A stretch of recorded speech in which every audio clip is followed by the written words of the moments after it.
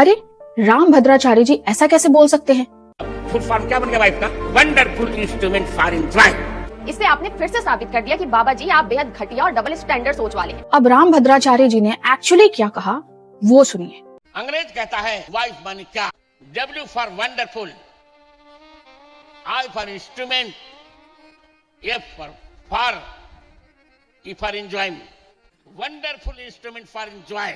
अन्यत्र नारी का भोग के लिए उपयोग होता है, केवल भारत ऐसा है जहां नारी का यज्ञ के लिए उपयोग होता है। अब फिर से इस लंपटी को सुनिए। वैसे भी जो व्यक्ति महिलाओं को बच्चा पैदा करने वाली मशीन समझे, खिलौना समझो से रिस्पेक्ट की उम्मीद नहीं की जा सकती। कोई पता करके बताओ कि कहीं ये हलाल इकोनॉमी से लाडली बेगम योजना का लाभ तो नहीं ले रही?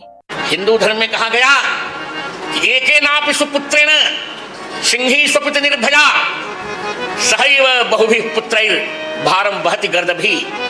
एक सुंदर सुयोग्य पुत्र जन्म देकर सिंहिनी मस्ती में सोती है, और गधी भले 10 को जन्म दे दे पर डंडे की मार खाकर चिपोची पोची लाती रहती है। यहाँ आचार्य जी हिंदू स्त्री की तुलना एक सुयोग्य पुत्र पैदा करने वाली सिंघनी से कर रहे हैं, और जो बच्चा पैदा करने की मशीन है वो गधी है।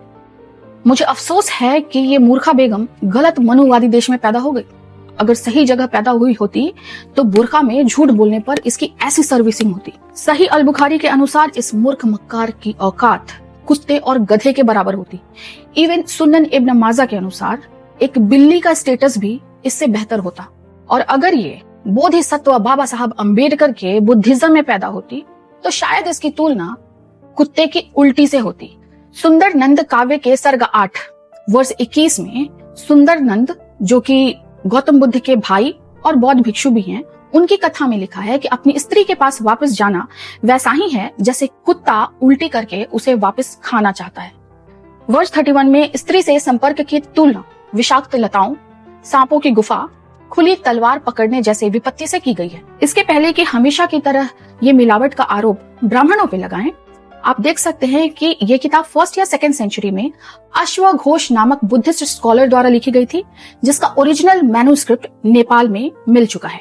बुद्धिस्ट ग्रंथों में कई जगह गौतम बुद्ध द्वारा ही स्त्रियों को नीच, दुराचारी और मूर्ख बताया गया है, और इसीलिए बोधिसत्व बाबा साहब अम्बेडकर को बौद्ध स्त्रियों के लिए भी हिंदू कोड बिल में वुमेन राइट्स मनुस्मृति से लेना पड़ा, जिसमें मिलावट का प्रमाण देने के बाद भी इन्हें ब्राह्मणवाद से आजादी चाहिए। मतलब गिरने की तो हद होती है, पर तुम्हारे गिरने की हद नहीं है